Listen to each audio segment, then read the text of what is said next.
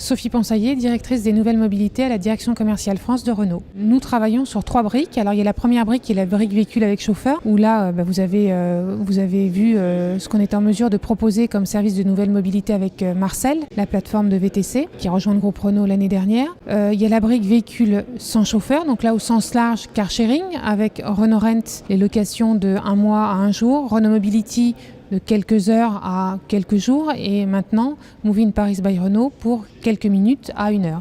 Et puis nous avons la troisième partie, le troisième volet des nouvelles mobilités sur lequel nous travaillons, c'est la brique livraison du dernier kilomètre et tout ça en fait est appuyé sur la gamme de véhicules que nous proposons et notamment la gamme véhicules électriques. Dans ce qu'on entend en général par autopartage, le début de l'histoire c'est la location courte durée qu'on connaît traditionnellement. Donc là chez Renault il y a Renault Rennes qui existe depuis près de 20 ans avec 450 agences en France. Après on a décliné cette offre avec Renault Mobility qui est une façon d'accéder 24 heures sur 24, 7 jours sur 7 à des véhicules en autopartage. Donc là c'est plus pour des usages de quelques heures à quelques jours et on vient de lancer avec notre partenaire ADA sur Paris une offre de free floating, donc 100% électrique où là effectivement les usages sont pour quelques minutes à en général rarement plus d'1 heure. Et là, on est sur des systèmes free floating avec le fait que le client stationne son véhicule en voirie, donc au plus près du lieu où il doit se rendre et pas en station, ne se préoccupe pas de la recharge de véhicule, ne se préoccupe pas du nettoyage du véhicule. C'est l'opérateur qui se charge de tout ce dispositif et de faire en sorte d'avoir une qualité de service optimale. Alors c'est répondre aux enjeux des villes, des territoires, des métropoles, à la fois pour dépolluer